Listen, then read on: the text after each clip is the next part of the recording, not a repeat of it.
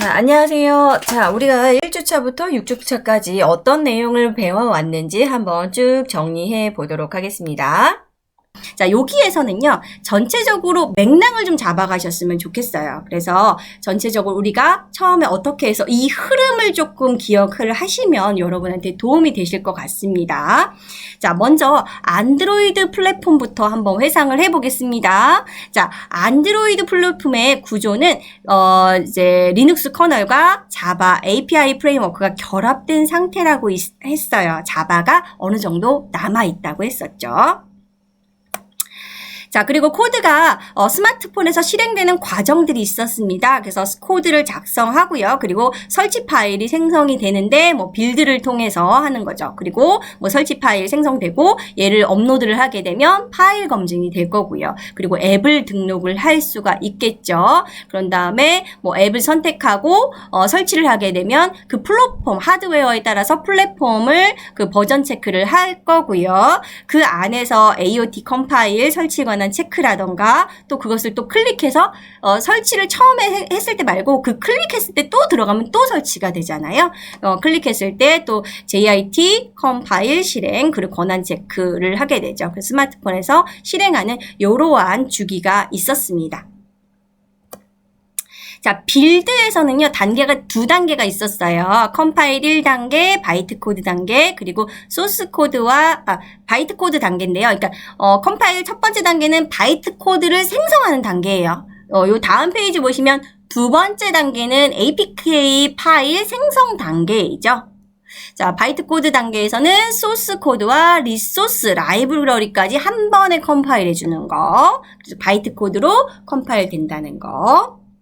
자, 그 다음에 2단계에서는 APK 매니저로 1단계에서 생성된 파일과 개발자가 설정한 패스워드를 조합을 하죠. 그래서 설치 파일인 APK 파일을 만들었습니다. 자, 안드로이드 뷰의 구조와 프로젝트 뷰의 구조를 여러분이 이해를 하셔야 되는데, 우리가 그 프로젝트 창을 열면은요, 안드로이드 모드, 그죠? 안드로이드 뷰하고 프로젝트 뷰가 있는데, 우리가 보통 개발할 때 뭘 사용을 하나요? 안드로이드 뷰를 사용을 합니다. 그래서 안드로이드 뷰는 이제 간단하게 조금 요약하고 우리가 편하게 사용할 수 있게끔 되어 있고요. 이제 앱에는 이제 코딩하면서 생성된 모든 파일이 저장되고요. 그리고 그래드 스크립트는 빌드에 필요한 설정 정보들이 저장되어 있습니다. 전체적인 진짜 구조를 보고 싶을 때는 이렇게 프로젝트 뷰를 사용을 해야 됩니다. 그래서 프로젝트 뷰 같은 경우는 실제 위계가 보여지는데요. 사실은 이게 너무 복잡하니까 리소스를 변경할 때 아니면 주로 안드로이드 뷰, 안드로이드 모드를 사용하시는 게 좋습니다. 자, 잠깐 퀴즈 드릴게요. 자, 일반 변수 선언 시 앞에 붙는 거와 읽기 전용 변수 선언 시 앞에 붙는 거와 상수 선언 시 앞에 붙는 거 세 가지 기억나십니까? 일반 변수? 뭐가 필요한가요? 우리가 변수라는 거는 variable 넘버잖아요. 원래, 그죠? variable에서 var이 r로 만들어진 변수 선언 시. 그리고 읽기 전용 변수는 뭐예요? value, 원래는 값인데 value라는 그 val이라는 것을 이용을 해가지고 축약해서 읽기 전용 변수를 했었죠. 물론 상수도 읽기 전용이긴 하지만 상수 앞에는 뭘 쓴다? const라는 거 있었습니다. 우리가 사용을 안 하다 보니까 조금 잊으셨을 수도 있어요. 자, 그래도 요런 게 나왔을 때는 알아야 되니까요. 자, 요렇게 얘는 variable의 약자고요. 그리고 얘는 value의 약자. 그래서 사실은 비슷하게 합니다. 그래서 var, val 이런 식으로. 그리고 상수 앞에는 const, val을 써줍니다. 자, 코딩 컨벤션이라는 게 있었죠? 컨벤션은 우리가 습관적으로 코딩을 할 때 사용을 해야 되는 것들인데, 나 혼자만 독자적으로 새로운 컨벤션을 만들면 안 되겠죠. 모든 사람들이 쓰는 것을 같이 사용을 해야 되는데, 우리가 클래스명 첫 글자만 대문자를 쓰고요. 함수라던가 변수 같은 경우는 첫 글자가 다 소문자입니다. 그리고 상수는 모두 대문자. 입니다. 그리고 다른 녀석들은 다 캐멀 케이스를 사용을 하는데 상수 같은 경우만 언더바를 이용을 해서 스네이크 케이스를 사용을 합니다. 자, 로그 D 사용 방법이 있는데요. 자, 로그 D, 우리가 로그 사용법이 여러 가지 있는데 그 중에서 자, 로그 D의 D는 디버그를 의미합니다. 그런데 요 앞에는 태그, 그리고 뒤에는 출력할 메시지를 이용을 해서요. 개발을 할 때 우리가 편하게 출력이 어떻게 되는지 확인할 수 있는 코드입니다. 자, if else 문이 있었는데요. 자, 요렇게 if 요 조건, 요 값이 이게 맞으면 이 조건 값이 요게 이 비거에 들어가는 거죠. 그리고 else b가 있고요. 요러한 if 문이 있습니다. 자, 그리고 if else 여기 이렇게 길게 쓰는 형태죠. 그래서 이게 만약에 맞다 그러면 맨 마지막 줄에 a 값이 변수 비거에 들어가고요. 만약에 그렇지 않다 그러면 얘가 들어가겠죠. 자, 일반적인 형태의 when 문입니다. 그래서 얘가 now가 10인 경우에 여기에 10, 요 now의 변수값이 들어가고요. 그거에 해당되는 조건에 맞는 것이 출력이 됩니다. 콤마로 구분해서 사용을 할 수도 있습니다. 결과값이 같은 경우에는 콤마로 두 개의 값을 동시에 넣을 수도 있겠죠. 자, in으로 값의 범위를 비교할 수 있습니다. 그래서 10에서 19 사이의 값이다. 그러면 마이클은 10대입니다. 이런 식으로 범위 값을 in으로 사용을 해서 넣을 수도 있습니다. 그리고 얘는 지금 여기 파라미터 값이 없어요. 파라미터 값이 없는 when 문 사용했던 거 기억나시나요? 조건식 같은 것을 바로 이런 식으로 넣을 수도 있습니다. 파라미터 없이. 자, 우리가 배열이라는 게 있었는데요. 코틀린에서는 인덱스를 0으로 시작을 합니다. 같은 형태의 변수를 연결해 놓은 형태고 공간의 개수가 정해지면 공간을 추가하거나 제거할 수는 없는 상태입니다. 자, 컬렉션이 있는데요. 뮤터블 컬렉션과 이뮤테블 컬렉션이 있었어요. 일반적인 컬렉션을 그냥 뮤터블 컬렉션이라고 많이 얘기를 합니다. 자, 요 컬렉션은 배열처럼 여러 변수를 모아놓은 형태예요. 연결됐다기보다는 모아놓은 게 더 맞습니다. 그래서 제가 원래 거를 좀 바꿔놨어요. 모아놓은 형태입니다. 컬렉션은 공간의 개수를 변경할 수 있습니다. 이 컬렉션은요, 뮤터블 컬렉션이라고도 하는데, 뮤터블은 이제 변경이 가능한 거, 움직일 수 있는 것을, 뮤터블이라고 하거든요. 그래서 이 컬렉션은 리스트, 맵, 셋이 있는데, 뮤터블 컬렉션은 앞에다가 뮤터블 리스트, 뮤터블 맵, 뮤터블 셋, 이런 식으로 써줘야 됩니다. 그리고 이뮤테이블 컬렉션은 오히려 써주지 않는 이러한 형태가 이뮤테이블 컬렉션입니다. 그래서 뮤터블은 이렇게 앞에 뮤터블이라고 써주는데 이뮤테이블은 이제 크기와 값을 변경할 수 없는 것을 말하죠. 크기와 값을 변경할 수 없는 이뮤테이블 컬렉션이 있고요. 자, for문의 범위 지정하는 방법입니다. for 뒤에 범위를 지정할 수 있는데 반복할 범위를 여기다 지정을 할 수 있습니다. 그래서 변수를 넣고 in 시작값, 종료값까지, 그리고 변수를 넣고 시작값, 공료값 이전까지, until은 종료값 이전까지. 그 다음에 얘도 in 시작값, 땡땡, 종료값, 스텝 3. 이건 뭐예요? 건너뛰는 간격이란 얘기죠. 그리고 얘는 in 10 down to 0 이건 뭐예요? 마이너스 값으로 내려가겠다라는 얘기입니다. 물론 여기 스텝을 이용을 해서 마이너스 값을 해줘도 상관은 없습니다. 근데 요것도 있다는 거. 그리고 많이 사용되는 거, 배열 또는 컬렉션을 이 뒤에 가지고 오면 그 값들이 하나씩 변수에 넣어지는 형태입니다. 되셨나요? 여러분, 제가 지금 계속 전체적인 맥락 잡으려고 훑어주고 하고 있는데 만약에 이해가 안 되시면 이 부분에 가셔서 조금 더 확장해서 보시면 되겠습니다. 자, 클래스의 생성은요, 작성된 클래스를 사용하기 위해서는 생성자라고 불리는 함수가 호출되어야 되는데 코틀린은 프라이머리와 세컨더리 두 개의 생성자를 제공을 합니다.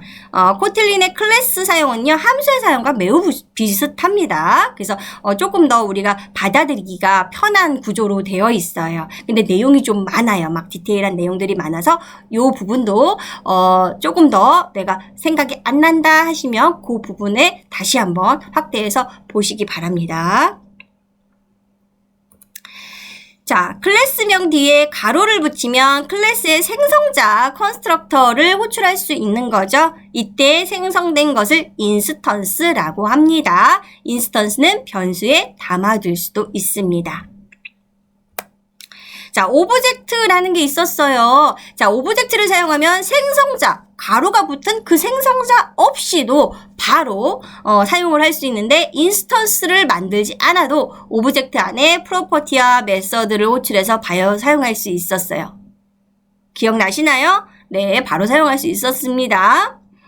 자, 그 다음에 데이터 클래스라는 게 있었어요. 데이터 클래스는 보통 한 줄 클래스로 많이 사용이 됩니다. 간단한 변수를 저장하기 위해서 사용이 되고요. 형식은 뭐 데이터 클래스라는 키워드를 사용해야 되고 매개 변수는 var 또는 val을 붙여야 합니다. 한 줄로 모두 표현해야 해서 요거 생략은 불가능하다. 이거 보통 제가 적어놓진 않았지만 보통 어디다 쓸 때 사용을 한다? 데이터 전송할 때, 네트워크 할 때 많이 사용되는 것이 이 데이터 클래스입니다. 자, 부모 클래스와 자식 클래스입니다. 부모 클래스를 선언을 할 때는 오픈 클래스 키워드로 선언하고요. 자식 클래스는 클래스 키워드로 선언을 한다고 했어요. 부모의 인스턴스를 자식이 갖는 과정이 바로 상속이죠. 자, 그래서 이제 클래스명 뒤에 괄호를 붙여서 부모 클래스명 뒤에 괄호를 붙여서 부모의 생성자를 호출을 합니다. 이런 식으로. 얘가 지금 부모 클래스고 얘가 지금 자식 클래스면 부모 클래스 뒤에다가 생성자를 호출을 해서 상속을 해주는 형태입니다. 자, 프로퍼티와 메서드에 오버라이드라는 게 있었어요. 오버라이드가 뭐였다? 재정의 하는 거였죠. 그렇죠. 오버라이드는 뭐뭐보다 우선하다라는 거예요.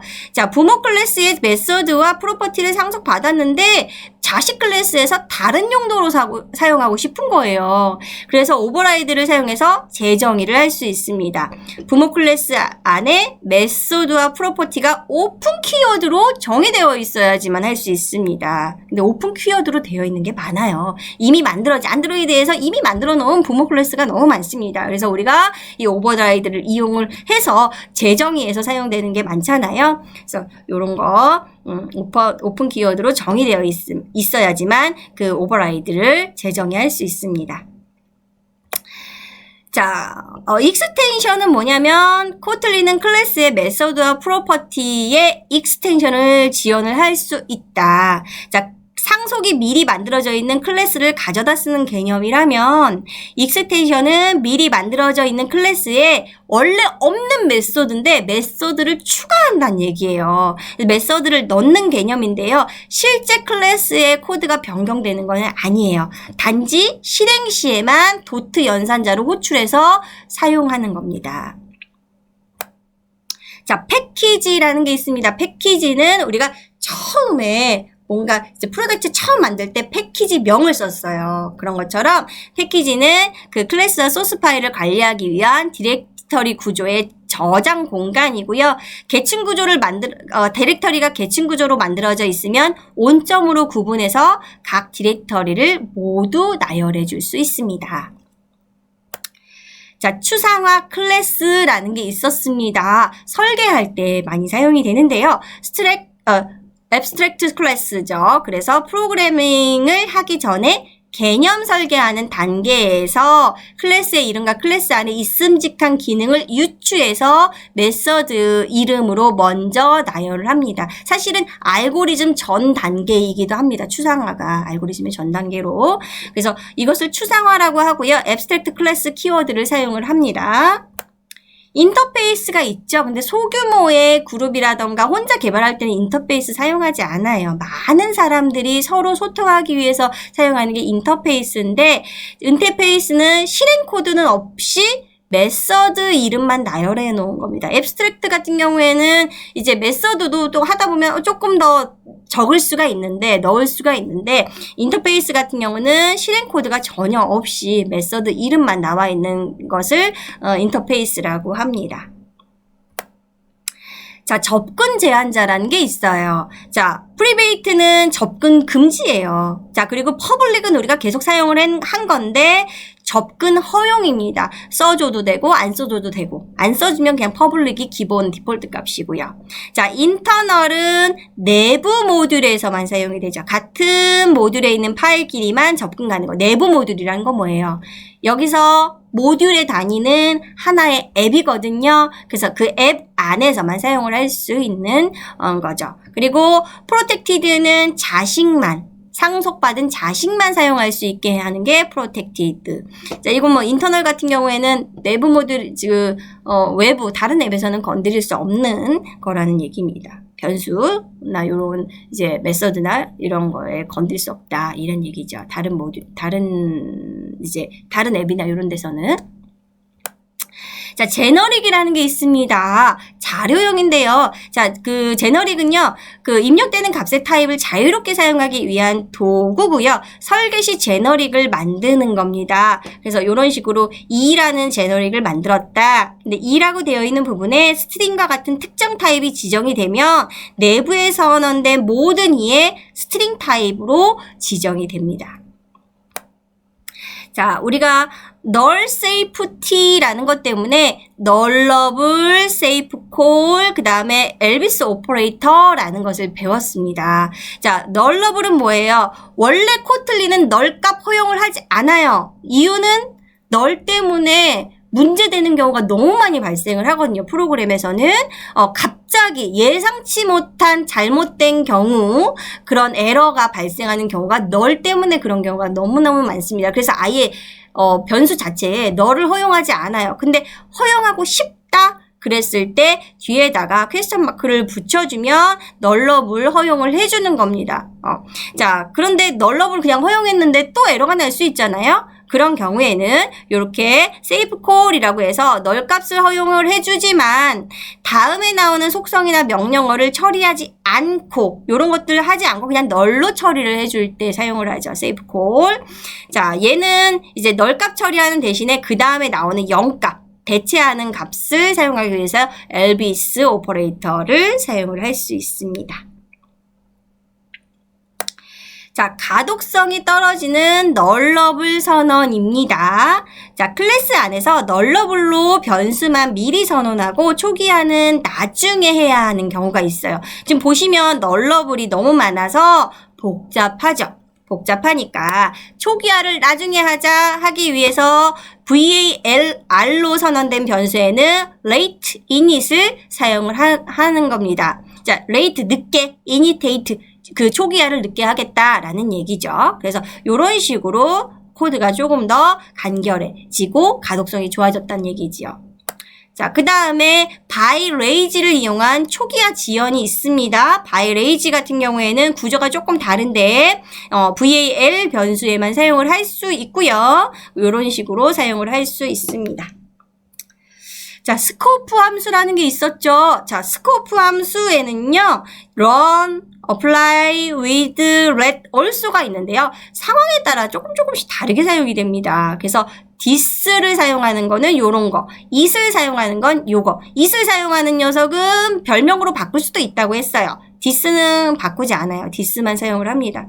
그리고 자기 자신을 반환하는 apply also scope 함수가 있고요. 마지막 코드를 반환하는 let run with scope 함수가 있습니다. 물론 시험을 보실 때는 나올 수도 있는 부분이긴 하지만 실제로 이제 여러분 오픈북으로 시험 보시잖아요.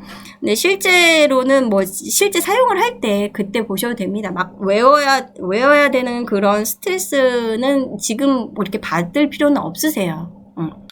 자, 이상으로 스코프 함수까지 마쳤습니다. 중간고사 잘 보시기 바랍니다. 고생하셨습니다.